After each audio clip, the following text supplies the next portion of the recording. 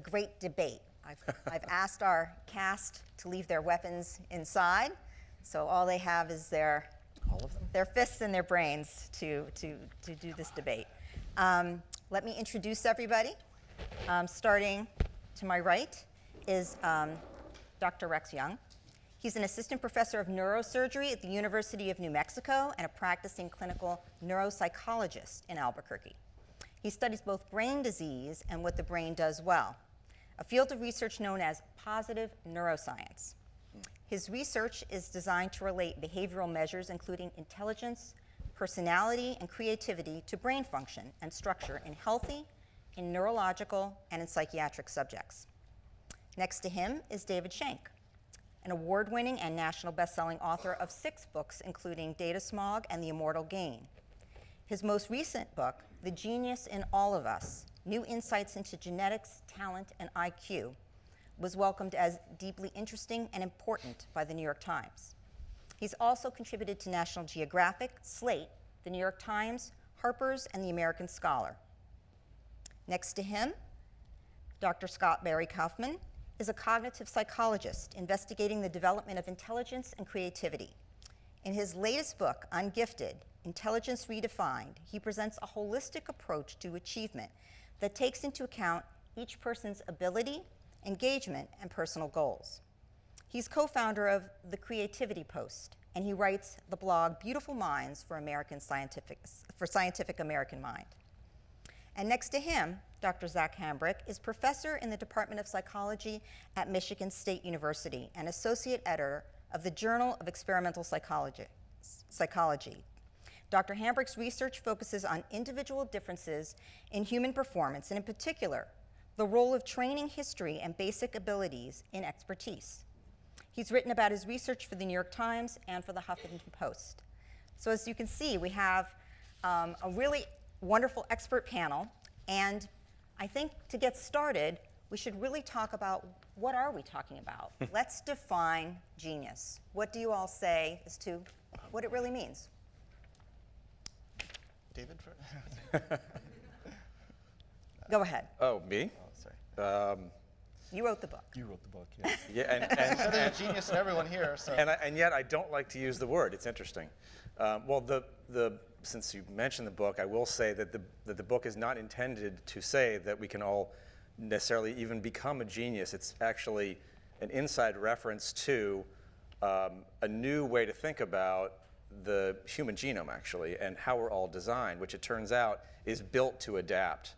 And most of the book is dedicated to helping us think in this new way. I think all of us were taught basically to think about human potential as being largely or significantly inherited and being kind of being partly or completely based in biology. You have this stuff, intelligence, talent, giftedness. You have a certain amount of it.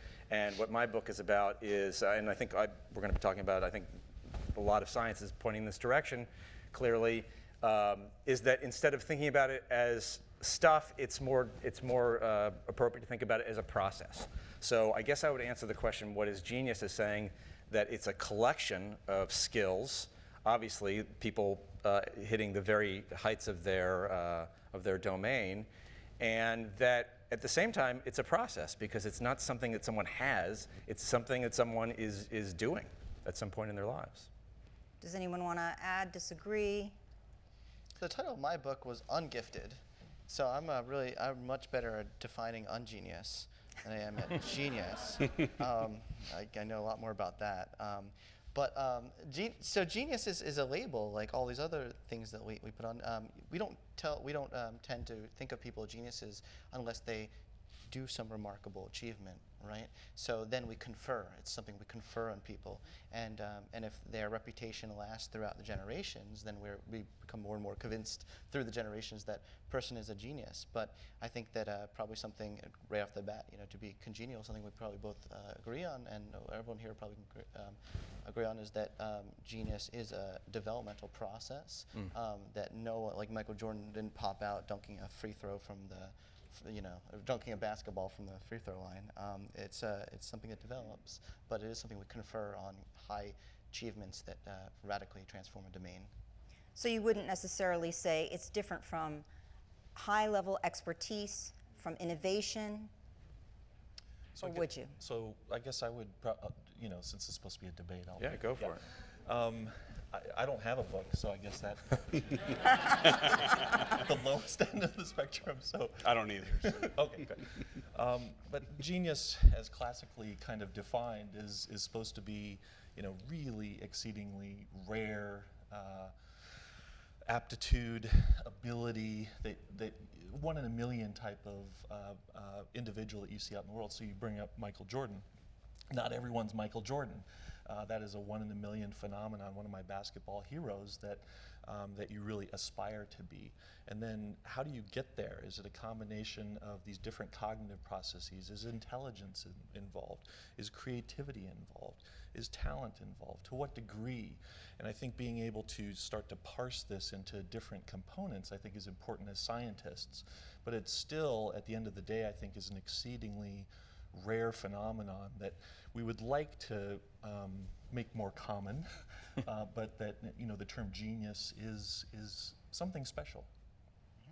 Yeah, I think I would agree with that. So, expert performance as a sort of a scientific, from a scientific perspective, we think of it as consistently being able to perform at a high level in something, and you can be an expert in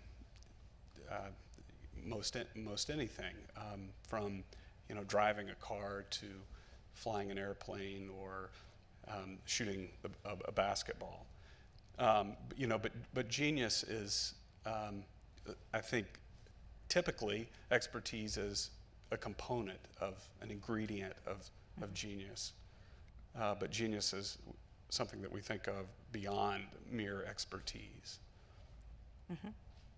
And what do you all say to the idea that someone could be born a genius? Are people born? Well, in the strictest sense, no one is born a genius. And that I think we all agree. I hope so. Yeah, I think that so. the fact that it's a developmental process is really clear. It emerges gradually. I think the question, though, the more sensible question is, are there kids that are born with the seeds of genius? Right. Whereas are there kids that, this is something we don't like to talk about, in polite company, right? Are there people that are generally just not born with the seeds of genius, like no matter what they do, they're not? That's really the crux of the question, I think, here. And then what does that even mean if you are born with the seeds of genius? Now knowing that and we all agree that genes are always interacting with the environmental conditions. So if you can't even isolate that seed, right, or those seeds, then what are you born with then, right? And then that's the fascinating scientific question I think we all really are genuinely curious to know the answer to. Yeah.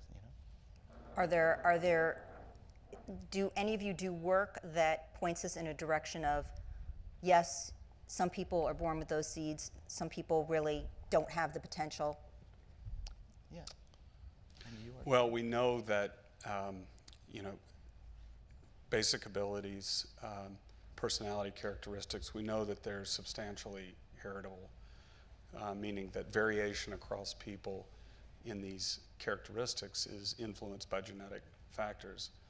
And in turn, they relate to accomplishment in different areas. But predicting genius is, like predicting a natural disaster. It's practically impossible for one reason, because it's so exceedingly rare. Mm-hmm. So we should probably get into heritability for just a minute, since the word came up. And I think Scott can probably speak to this better than I can, but just to kind of get the ball rolling, I think we need to be very careful, because there is a term of art, a scientific term, heritability, with a very, very, very nuanced definition that it would literally take forever, and it's not worth really unpacking, I don't think, unless you guys really want to try. But I think the point is that when that word is used for the public, what they hear is biologically inherited. That's kind of the way it's understood, and that's really not what it means on the other side. And I think the point is, as Scott said very quickly, but it's really important to I think to just backtrack and say it again. So genes actually are the genetic expression. Genes get turned on and off or expressed by the life that you lead. So when we talk about human potential, it's impossible to know someone's human potential. We will never know someone's human potential because that potential, two people can have exactly the same genes, and the life they lead from the very first moment is going to create these differences, which part of which are the genetic influence on that life, because how the genes are working is dependent on the life that you lead. And I'll just shut up and move from there. No, that's cool. You know, I like to distinguish between genetic potential and like realized, but like what you actually see, right? You're never actually seeing potential, the genetic potential. You know, we give kids IQ tests, and I mean, we're not drawing blood. You know, I hope to God, we're not. No one does that. You're not looking at their DNA, right? But then we make all these inferences about what it means for their underlying. And what I like to say is, in terms of observed potential, not genetic potential, which we never have access to. Observed potential is always a moving target.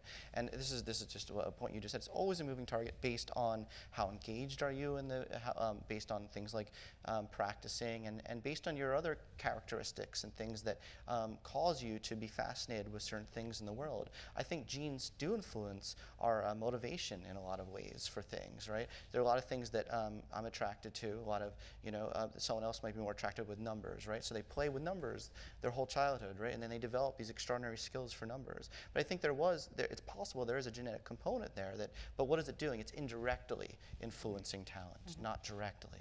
Would you say that, at least for genius in the arena where there is some intellectual pursuit, as opposed to, I don't know, something maybe that is, well, it's not fair to say, I was going to say maybe Michael Jordan, but there is an intellectual part of that as well. Of course. Do you think that having a high IQ is necessary in defining genius?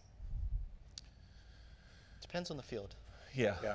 And It's a really important caveat, I think. Scott wrote a really interesting blog that I just read on this, and you can speak to this more Thanks, readily. Rex. But read everything. We're supposed to be you write. fighting. Yeah. But we'll fight. Do you want a later. hug? Yeah. We can hug it out later.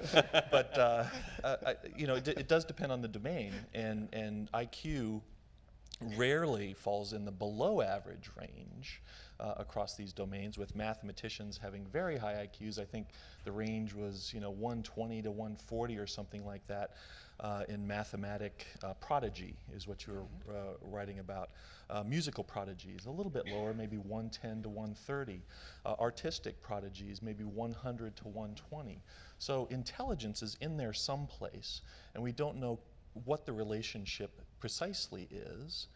So intelligence is probably necessary at some level, but we don't know the sufficiency of intelligence. Hold on. The expression. Hold on. You started with IQ, and then it somehow turned into intelligence. I don't equate IQ with intelligence. Okay. No, and that's another facile shortcut that we were talking about before this. Yeah, that it so quickly turns into intelligence. we can only measure IQ, which is what we were talking about. And the underlying construct that we talk about is intelligence. So let's talk about IQ, where we can measure something that has some bounded regions to it that we can measure in a relatively reliable. Well, let's define it and see if we all agree on IQ, and because I think I would say there are some important points. One of which is when people hear IQ, what they hear is this old notion of I was born with an IQ. I was born with this certain amount of stuff. And I don't think that any of us would say that now. So let's unpack that a little bit. It's my suggestion. So I think of it from a neuroscience perspective, and the definitions of intelligence are really poor. So they're usually a paragraph about this long. So when I think from a neuroscience perspective, it's the ability of the brain to do something rapidly and accurately out in the environment, to meet environmental demands rapidly and accurately. So there's a speed of performance, and there's an accuracy in that performance. And this is a dynamic trade-off in what the brain is doing. And I think this is a good definition of intelligence that IQ tends to capture, not fully, but in a pretty good way. It's knowledge acquisition so that you can apply this rapid, accurate problem solving out in the environment in a reasonably good manner. So I think it's a good definition of intelligence. The question is, are IQ tests the only thing to pick that up on No. that? And that's what my big beef is, because when I started looking at kids that we call dumb in the classroom, and then you get them engaged in something that's personally meaningful to them, you at least give them more than an hour testing session to show their brilliance. Right. And you find that through this deep mastery process, through this developmental process, when they're personally engaged, they look brilliant. And the question is, if you go back into the testing session and let's say their IQ never budged 1 iota, is there, do we say, oh, look how brilliant you look, you're just faking it, like you're a faker, and the question is there a true intelligence? And that's what I want to ask you guys. Do you think IQ is the true intelligence and everything else all around us is just faking it, I think there's an intelligence that allows you to meet environmental demands in an adaptive way.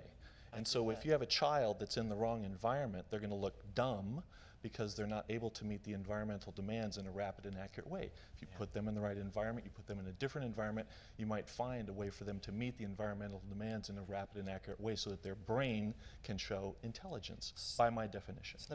So I would say that one way to think about intelligence is, what can you do? What can a person do? And that reflects what they know.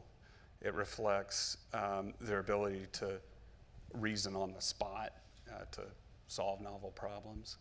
And I don't think anybody would argue that an IQ test reflects in any individual the total of what they can do. So having a conversation before, IQ is scoring well on an IQ test is perhaps a symptom of being intelligent, but nothing more than that. When we talk about genius, though, so sometimes we're talking about, different arenas. I mean, completely different arenas, where maybe, as you're bringing up, maybe your IQ is not very high, but you show brilliance. Thanks. Not your IQ, someone's IQ. Well, she's talking about me. I just insulted you. That's great. That's what I She's heard. like, I'm running on a $1.05, I think. $1.10 most. But that maybe one of these children who feels passionately about something, right, and can show brilliance in a particular area. So that genius could be, you could be genius in an area and not in another area. I guess that's one question, of course. And then where, or do we have any idea where in the brain that exists, and how would we look at it? Rex is actually a leader. We do. Yeah. So I've done research in that area where, and I don't want to be talking the whole night, so. Yeah, but you're like the man on this topic. You got this one. So, I mean, we've done research where we've looked at all of the research that's been done in the field of intelligence and reasoning research. So, in polite company, you don't talk about intelligence, you talk about reasoning. In the cognitive neurosciences. So we looked at all the studies that have been done. There's about some 37 studies that have been done in about 2007, and we looked if there was any overlap or correspondence in different brain regions, and we found a striking similarity or overlap or correspondence of these different studies in regions in the parietal lobes and frontal lobes, where bigger, better, stronger, faster, in terms of neural organization won the day. People that had better cortical thickness in certain regions of the brain in the parietal lobe, or white matter connectivity, or more functional fMRI activation in these particular regions of the brain, tended to have higher scores on IQ tests. I won't do this again. And so we have a theory about how intelligence is manifested in the brain, the PFIT theory, or parietal frontal integration theory, which has stood up really well over time. Even in polite company of cognitive neuroscientists, where this is a particular, not the whole brain, and not just one region of the brain, but a network of brain regions that underlie intelligent behavior in humans. So we can see that. What about creativity, which is, I would think all of you would agree, a very extremely important part of Overrated. the idea of genius, overriding. I would overrate it. What kind of role does that play? And again, where and how would we see that? Something really interesting, you found is that creative people kind of show the opposite pattern than intelligent people. So what do you do with that knowledge, right? The question is, what would you rather be? What would you all rather be? Creative, really incredibly profoundly creative, or profoundly intelligent? Because if you're profoundly intelligent, you have a very efficient brain. The glucose consumption is very efficient, right? And you can learn fast, but creative people are messy. You know, the mind of the creative person is messy. You know, you're like all over the place. You're like, what is going on right now? You know, like that idea and that idea are colliding, right? And that requires lowering that efficiency a little bit. So. And in evolutionary thought, they talk about efficiency in brain functioning versus flexibility in brain functioning. I think this maps on to concepts of intelligence versus creativity. And the fact that you have the seesaw in the brain of highly efficient brain regions involved with intelligence and kind of messy frontal lobes, downregulation of cognitive braking systems involved in creativity would ensure that genius is rare in the same brain. So are you saying that you need to have the high enough quotient of intelligence and the high enough quotient of creativity to really meet the definition of genius? I think intelligence is important, that you have to have that knowledge acquisition and knowledge implementation module in your brain, that efficiency to be able to pull information into your brain and push it out into the world in a very efficient manner, but you also have to have the ability to produce something new. That's the creative component.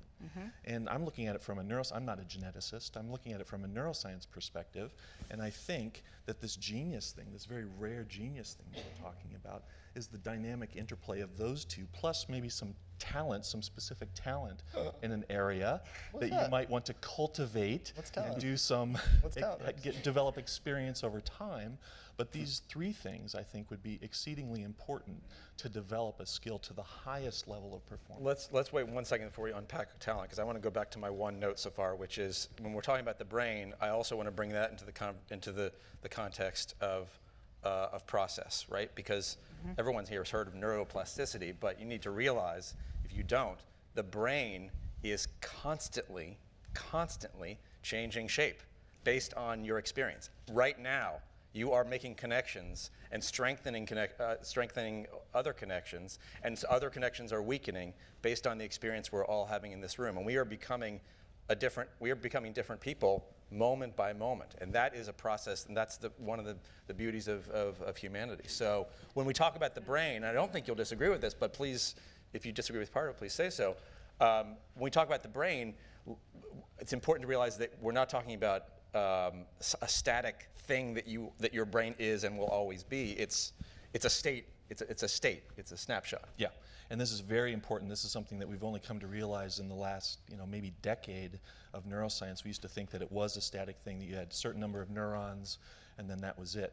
And neuroplasticity is an exceedingly important concept. But that's why I did this. The degree to which we're changing the structure of our brain is exceedingly small compared to the structure that exists. And I'm a neuropsychologist, and I rely on neuroplasticity when I'm talking to my patients with brain injury or tumor or some structural massive change to their brain.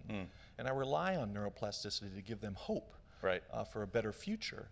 But the amounts of changes that they can make are exceedingly small compared to the amount of damage, structural damage, or the structural integrity of the brain that is there. These are in the small percentages of what we're talking about. So when people talk about neuroplasticity, we have to be very careful that it's not this huge thing that's constantly changing massive amounts over time. This is not an adaptive process in terms of evolution, I don't think, to have this massively changing target. It has to be well adapted to the environment at hand. If you find yourself in a different environment where your brain is doing different things over time, sure, it's going to have to change to adapt, but it's going to be small amounts of change, this neuroplasticity thing that we do. So what is the impact, do you think, then? If we're saying that basically you're born with whatever seed you're born with, then you have your environmental impact. It continues to change your genes. It continues to change your brain. What about the environmental piece, or even the brain piece, of things like resilience, of frustration tolerance, of hard work? What kind of impact do those have in terms of genius? Well, I mean, one of the things that we know is that in order to become good at most anything, you have to practice, right? It's necessary to reach a high level of skill. one of the questions is, why is it the case that some people are more willing to practice over a long period of time than others? And that might, this is practice it's sort of drudgery, right? And so there might be personality characteristics related to resilience that predispose some people to engage in this sort of drudgery more so than others. You're saying biologically speaking, there may be. Or are you saying maybe also- characteristics that are influenced by genes. There's an interesting distinction between putting in the effort and then the flow state. And these two states fascinate me because they're very different from each other. So the flow state is that state where it actually feels effortless, right? You're fully engaged in an activity. In the moment, time recedes in the background, and it feels effortless. And you find that people who reach highest levels, they do report, of course, having to overcome obstacles and resiliency, but they also report an awful lot of being in that flow state. And I almost wonder if just for people who might not really be familiar with that term, flow state. What is flow? Yeah, so I was saying it's like that state where time, I was trying to describe, like time recedes in the background, Okay. like your attention in concentration on an activity is so strong that you have no mental resources or distractions for anything else. And that usually happens when you're interested in something. And so I think underlying a lot of this is that motivational interest aspect to it. Not everything has to be effortful for it to be great or for you. And I think maybe that's where a lot of these variables that you're studying, like working memory, that talent researchers are studying, maybe at the end of the day, what talent really is whatever it is, whatever that juice is, whatever it is, wherever it's coming from, that gives you reward for engaging in something. It's not saying there's not going to be effort along the way, but I think it's something that allows you to get into that flow state so that you will want to continue. So are you saying, in other words, let's say dopamine, the neurochemical of reward, that some people are biologically more susceptible to that, to having more dopamine release and getting more reward? Or are you saying that they can be trained? Oh yeah, I mean, people with schizophrenia suffer from a huge over influx of dopamine in the prefrontal cortex, right? Or where that overwhelms their emotions, their sensory. I mean, there's certainly a biological component to mental disorders. Why wouldn't there be a biological component to abilities? That's not a question. But it was in the past. Yeah, you're right. We were talking about this before. Yeah. There used to be the schizophrenic mother, right? Yeah. So we have this refrigerator mother. The refrigerator. Yeah. So we have the seesaw between it's all genes, it's all environment with Watson and B.F. Skinner. It's all genes with Ventnor with the sequencing the genome, and it's kind of like we're seesawing back to an over-reliant, but it's both, obviously. Or for genius, I mean, it started out with, Galton. Galton wrote a book, Sir Francis Galton, in the 1800s, 1869, published a book called Heritability Genius. And he said that, genius reflects essentially innate ability. That's what it is. And then the pendulum swung towards behavior. An environmental account. So Watson's famous guarantee that he could take a dozen healthy infants and choose anyone at random to train him to become any type of specialist he might select. So in this debate is... Or a criminal. Or a criminal. That's right. That's right. He said a criminal as well. You mentioned schizophrenia, and I did want to ask, often, at least historically, when you look back at some incredible geniuses, Van Gogh, Darwin, Hemingway, many had a mental health issue or a different brain, let's say. And so there's been a lot postulated about difference and genius. Can you speak to current work as to why that might be so? There's a lot of good research on this topic right now. I think it's a very we're making a lot of progress in this, and Rex actually is doing a lot of research on this. The creative brain does, if you think about it, it's a double-edged sword in a lot of ways, because on the one hand, you're letting the floodgates down a little bit, right? It's a messier mind, right? You're letting that prefrontal cortex down a little bit so that you can access remote connections. You can make connections that other people don't see. But when that floodgate is down a little bit, you're also opening yourself up to a lot of craziness, right, as well, right? I mean, it's like creativity permits craziness. It's not that it directly is going to, there isn't, you don't have to suffer from a mental illness to be creative. That is a great myth. I want to nip that in the bud. But I think the creative brain kind of lends itself to making absurd connections and as well as creative connections. It's only an absurd connection till it's a good connection, right? The fine line between, is very small. Right. And it's one of the adaptive things that the brain does is to make connections between seemingly unrelated things and doing analogy and metaphor and similes. That is an adaptive quality of the brain to do model making before a model becomes aware, before you become aware of a model. And perhaps what we call schizophrenia and bipolar disorder reside on a continuum, this bad old bell-shaped curve out at the extreme where, in frank psychosis of schizophrenia, everything's related to me, I'm God, all of these things where it's all completely interconnected, Right. Is an overshoot of this connectivity thing that the brain does when the connections get loosened, as Scott. What about areas of relative weakness? So often you do see in genius someone who is just incredible at whatever they are genius at, but if you ask them to, Tie their shoes. yes, or why I maybe don't wear even shoelaces. right, something less mundane, like they're a brilliant mathematician, but they really could not write you a paper or something like that. Can you speak to why there would be such incredible unevenness, or often is, I think, in that world of genius? A lot of different skills out there. It's a matter of skill sets. I mean, Zach was making the point earlier that genius. It's not fair to just say geniuses are experts. There is some distinction there, but ultimately we're talking about people who are really, really, really good at stuff, and then really, really, really, really, really, really, really good at stuff.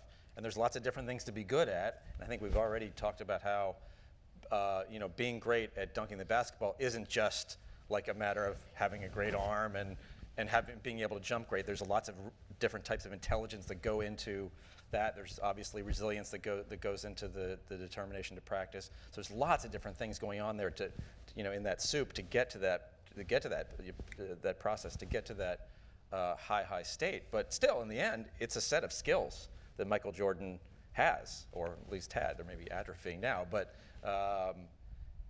So would I we think be that's the saying answer. there's an area of the brain where this talent is housed that they've no, Not a single. wouldn't say. It's the brain. It's the connectivity of. I think it shows the incredible processing power of neurons in the brain in general. So in savants, I'd like to think about savants, where you have incredible processing power. Let's say a mathematical savant of the interparietal lobule or interparietal sulcus, which is kind of where math lives in the brain, where you have this incredible processing power in this one region of the brain at the expense of activities of, not being able to tie your shoes or take care of your activities of daily living. So it shows the computational power of the brain in lots of different regions applied in one specific domain. And the brain also has a remarkable ability to reorganize itself when there is trauma to it. And I think that in some cases you do see extraordinary ability come from deficit. There's something called the acquired genius, right? Maybe to give hope to some people in this room, that some people have. People on the stage. We're still in the room. The people on the stage are in the room. Yes. But some people have fallen, and hit their head on a pole, and they wake up. And well, actually, one guy, the only one that's ever happened to, but he got out of the pole and he could play music. Yeah. He could just sit down at the piano and right, but they looked at his brain and they found, there was significant damage to the more language areas, right? But it seemed to have freed up the right hemisphere for or at least maybe the back, for more this music functions. So the brain does have this incredible ability to reorganize itself. What about the idea, everybody would like to grow their own genius, and parents, are sort of wondering what can they do? What can they do to parent their child and take whatever seeds they've got and give their child the best shot? Is that possible? Is that a reasonable? We had all the baby Mozart, we'll listen to music in utero, etc. Is this idea just a fantasy, or is there something to it? Let me first disagree with your premise. I don't, speaking as a parent, knowing, having spent a couple of years looking closely at the lives of high achievers, we call them geniuses, whatever, they're not complete lives. These are people who end up becoming very focused and give up huge parts of what I think the rest of us would consider healthy, complete, normal, full, emotionally satisfying lives. Speaking as a parent, for my own 2 kids, I want them to be great at what they want to do, but I also want them to have full, rich, emotional lives, socially, career-wise. I want them to be able to relax. I want them to be able to interact with people, all sorts of different people. Perhaps to be happy. Perhaps to be a little bit of happiness wouldn't be a bad thing. So, from my little perch and what I see of the people who actually live those extreme lives and have those extreme set of skills, you give up too much. Yeah. Do you think that's always true, or there's a continuum? I mean, I don't know about always, because always is a very Yes, extreme word, yes. but A lot. it's pretty common. consistent thread. So I think that it's important to let kids try a lot of different things to figure out what they're good at. This notion that we talked about before of gene-environment correlation. So our genes influence the types of environments that we select for ourselves and the sorts of activities that we engage in. And so people figure out what they're good at and areas in which they might have a realistic chance in order to become an expert. I think the idea that that we can, I don't think the data support the notion that anybody can, that simply training in a particular area like music is sufficient to become an expert. Practice and training are important. They contribute to some of the variance across people in accomplishment, but there's more to the story.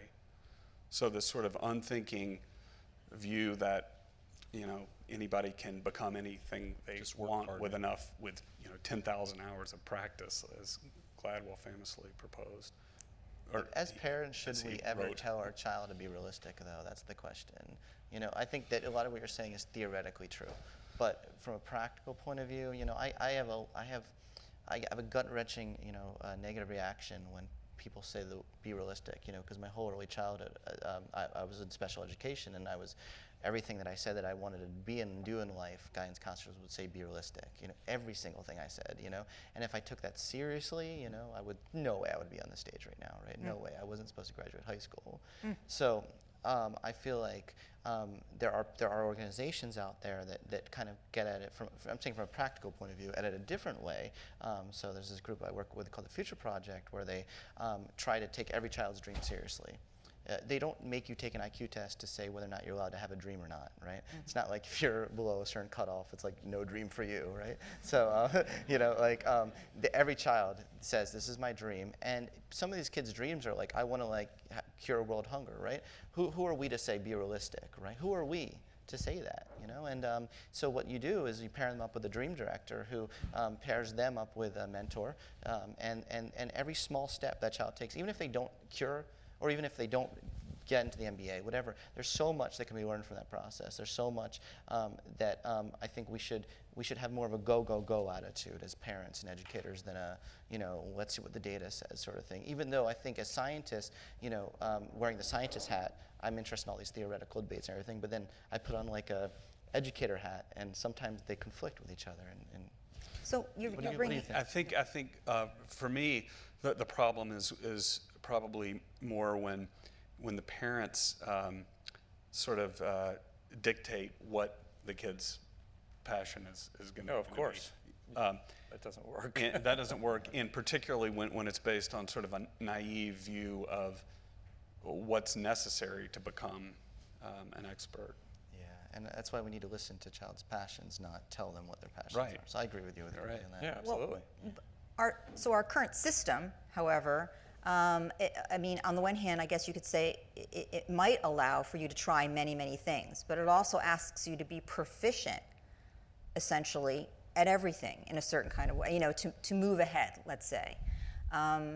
You know, is that making it difficult for people to be, for the geniuses to perhaps be recognized or move forward, where they, you know, if they can't tie their shoe, maybe they're going to be told there's something wrong, and be realistic and, you know, sort of limited.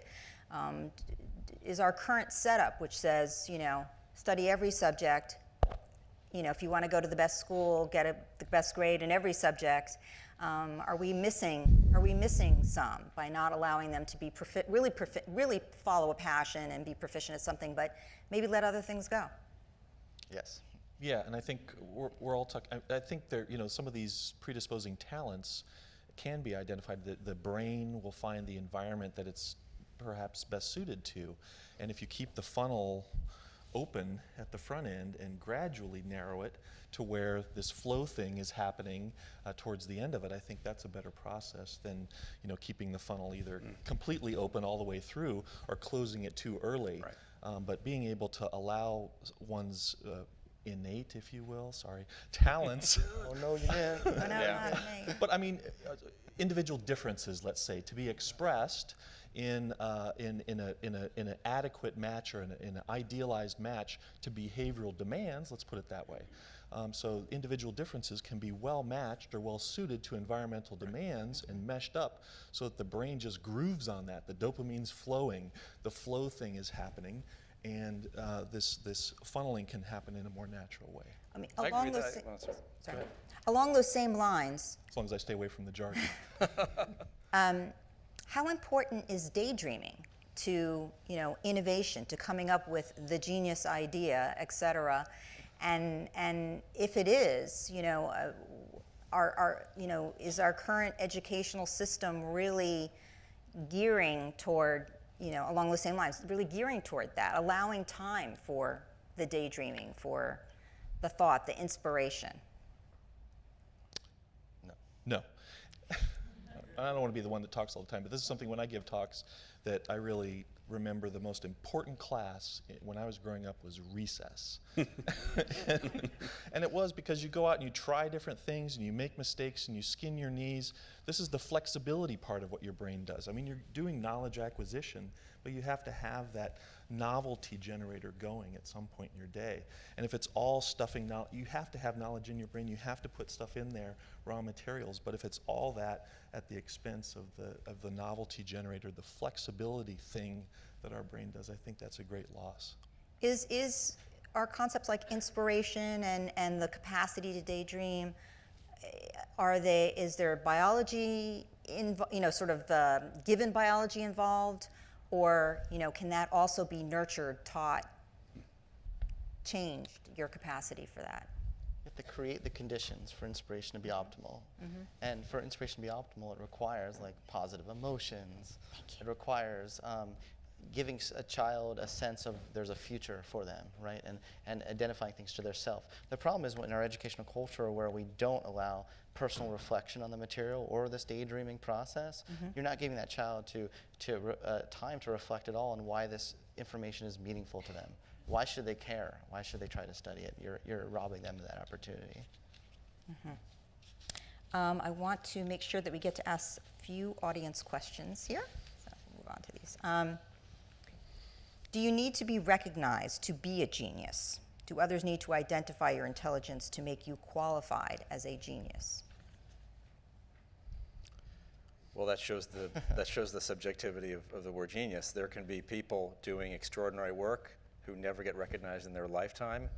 If a tree falls in the forest and it's never heard, well, then it's not going to be genius, and no one is ever going to call it genius. But if someone does extraordinary work and they're recognized 500 years later, then, you know, it's going to be recognized as such. So on the other hand, I think maybe the question also goes to this question of nurturance and encouragement. And is it possible to live an entire life without any recognition or encouragement, and just this doggedness of pursuit?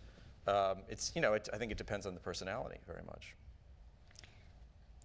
Can each of you name two geniuses at work today? We usually consider genius in the past, but some of today's geniuses. Who do you consider a genius? Whoa. That is. I think I had the privilege of working with one person who I would call a genius, Herb Simon, won the Nobel Prize for economics, and why I think he's a genius is because he integrated so many different fields, from artificial intelligence to economics to psychology. It seems to me like people who are, kind of, that maybe are worthy of that label are people who have this massive synthesis of different fields and come up with new things. I don't know.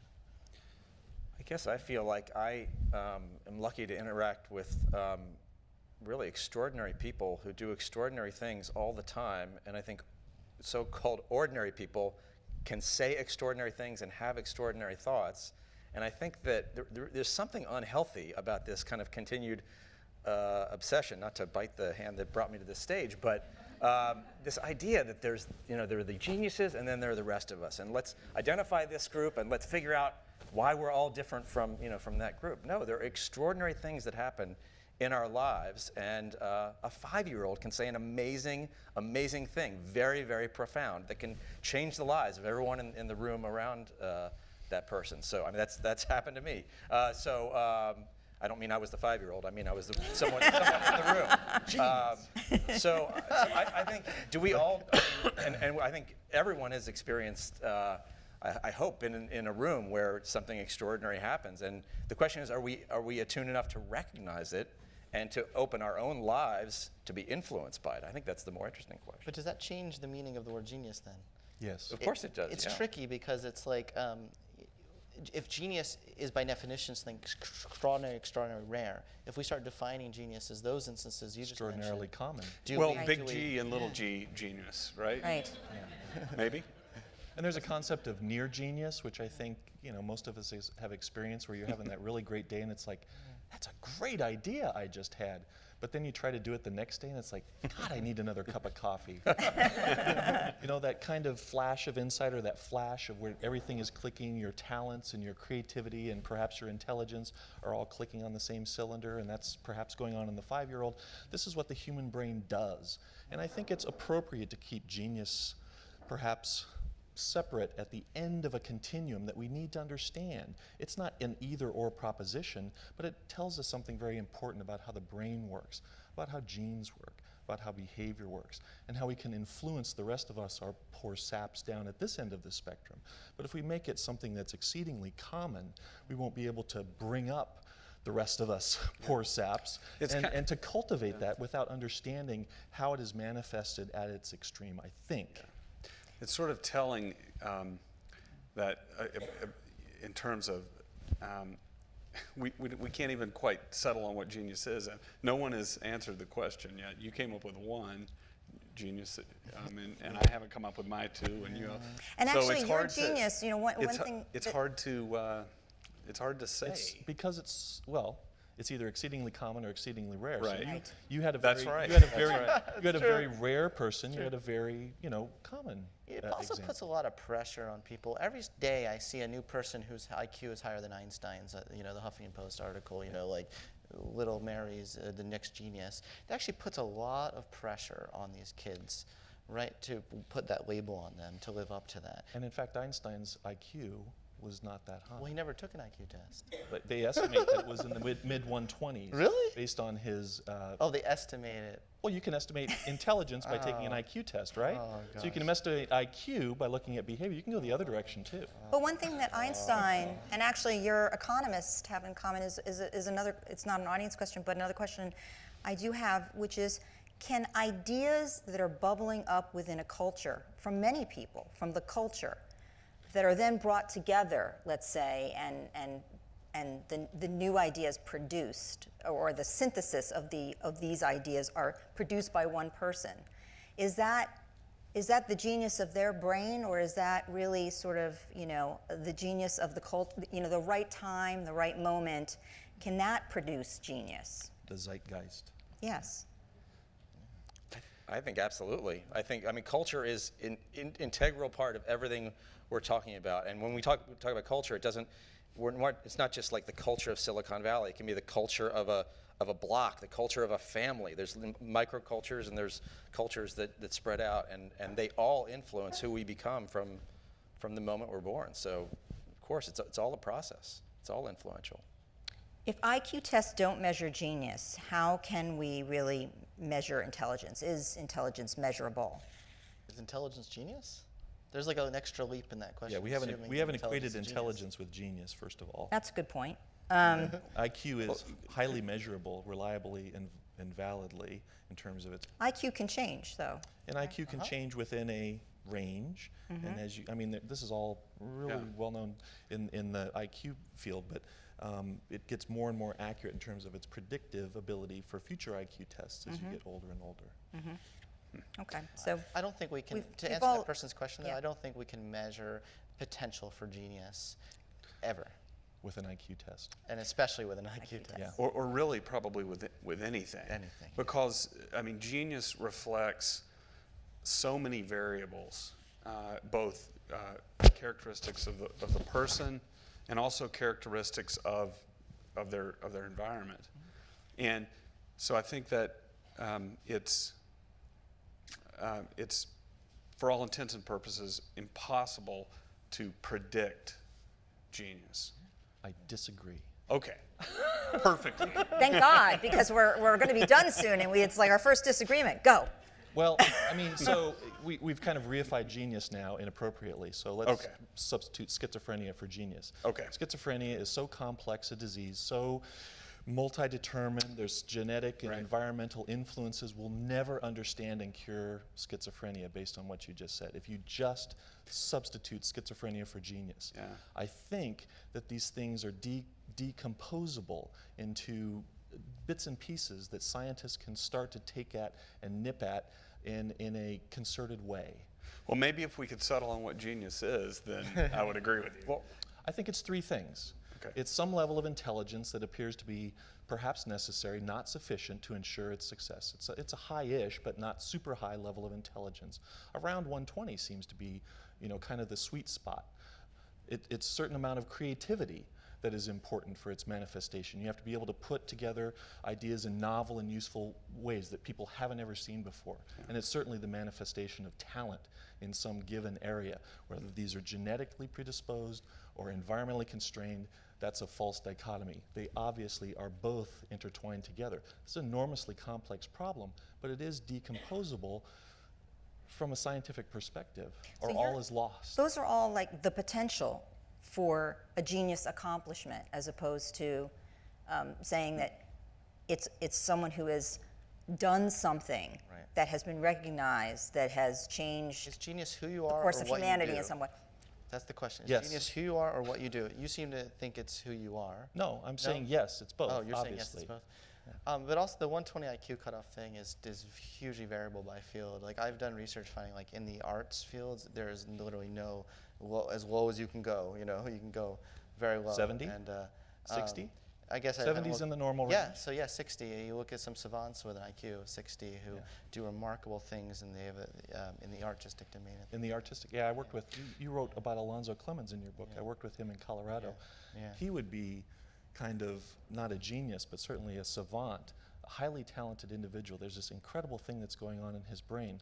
So then trying to disentangle, as a scientist try to do, exceptional talent from that genius thing, I think is important. But then in other fields, I was going to add to what you said, in other fields like science, for example, the best available evidence suggests that where IQ is concerned, the higher the better. This sort of threshold idea. Hard sciences? Yeah, I mean, you look at Lubinsky's and Benbow's data. Do you want to get me started on that data? Yeah, don't what they've done- get both of us started on that. Okay. data. What? Do you want? Should we open up that can of worms? Okay, We should probably take another question. do it. No. Are you scared? No, I'm not scared. It's not my data. Well, actually, someone I'm only does. defending 120. You're going higher than Well, that. along those Well, lines. I think their evidence is quite clear in accomplishments like earning an advanced degree or patents or publishing in scientific journals. So individual differences in intelligence matter even at the high end. And so, people who are at the very highest, 99.9 percentile, are more likely to have these accomplishments than people who are merely at the 99.1 percentile. Unfortunately, they don't have a very good control group. So they haven't given anyone else a chance except the ones they identified at age 12 as doing really well in the SATs, either verbal or math section, right? So I think there needs to be more research where you actually give these kids a chance to actually attain those levels. That's my biggest beef, and I know yours is about creativity. It's about creativity. They are actually measuring with IQ test and SAT at 13 IQ down the road, or intelligence manifestation down the road, and they have silly things like the likelihood of achieving tenure. There's nothing less creative than achieving tenure. They're equating that with high creativity. I mean, And they're equating that with high creativity. So I agree that patents are a good measure of creativity, and publications, and certainly citations to those publications, are an important measure of creativity, but achieving tenure, not so much.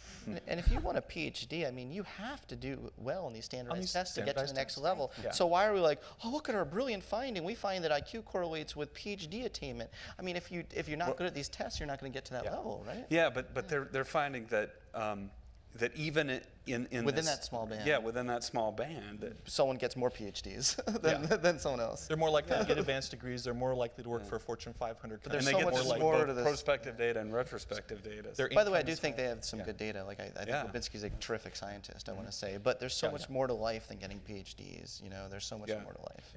Why do you often see someone who is a savant at a very young age sort of level off or even decline in whatever their talent is?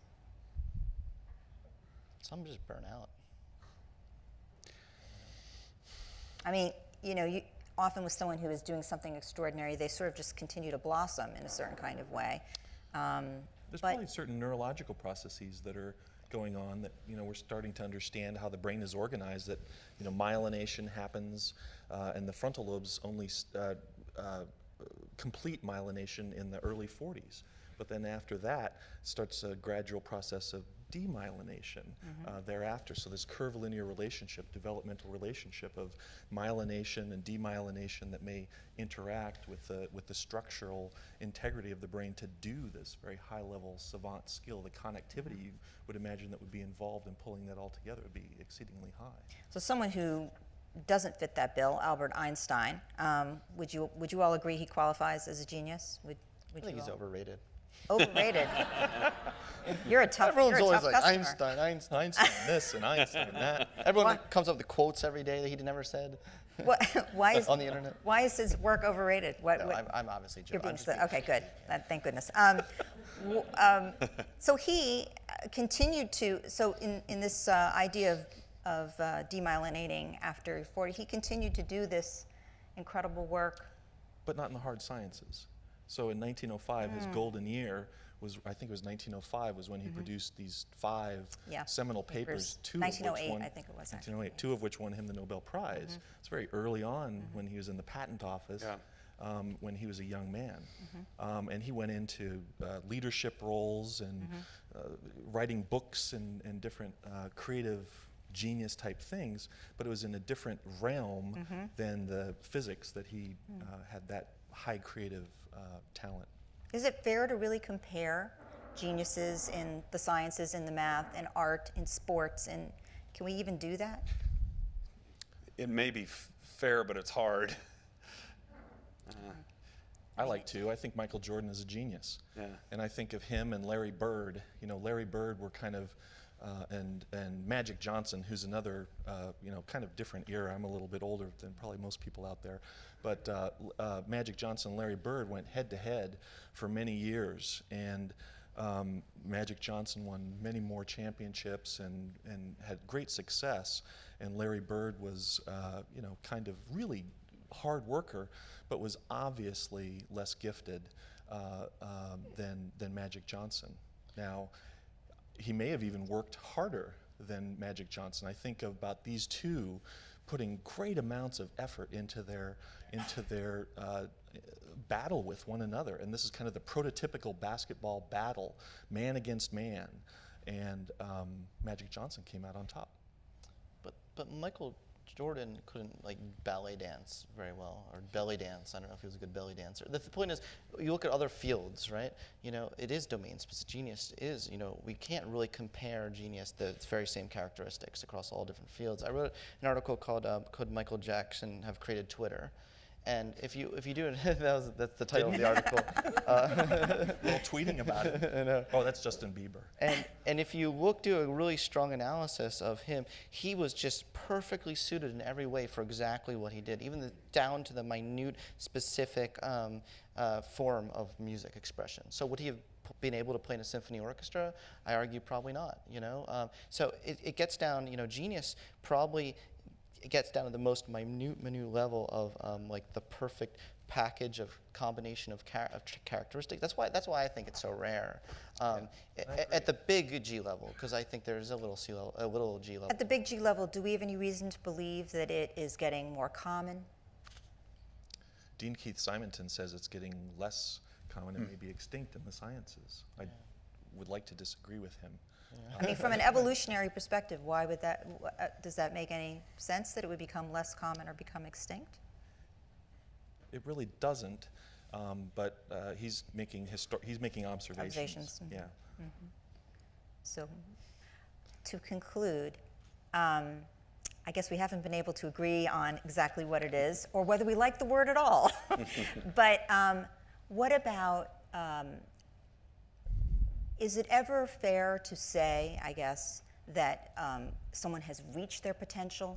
Should we have a time when we say, well, you know, you've really reached it, or should it be is it limitless? Do you see it as limitless, and should we always be encouraging? My view is that very, very few individuals ever get to know their potential. I think the people who achieve extraordinary things have all the resources to get there, have the time, not just the time to practice and put in their 10,000 hours, but it's the right kind of practice, have the attitudes, spend their entire lives pushing their own envelope and get there. Those are the people that see their own potential. Everyone else, they don't ever get close, and I'm including myself in this, they don't get close to their potential in any domain, and some of us conclude that we didn't really have potential, and that sometimes makes us feel better, sometimes doesn't make us feel better. It's something we tell ourselves, but I think the truth is we just don't know, and the only way to know is to live this sort of extreme life and to pursue it and to have all these wonderful things come together. That's a really good point. I take back something I said earlier. I think there's one characteristic that does go across all domains, that all geniuses have, and that's they're really good self-advocates of themselves. And they have very good self-determination in this world. That might be the only thing that's in common across every domain. Thank you. Thank you so much. Thank you for coming.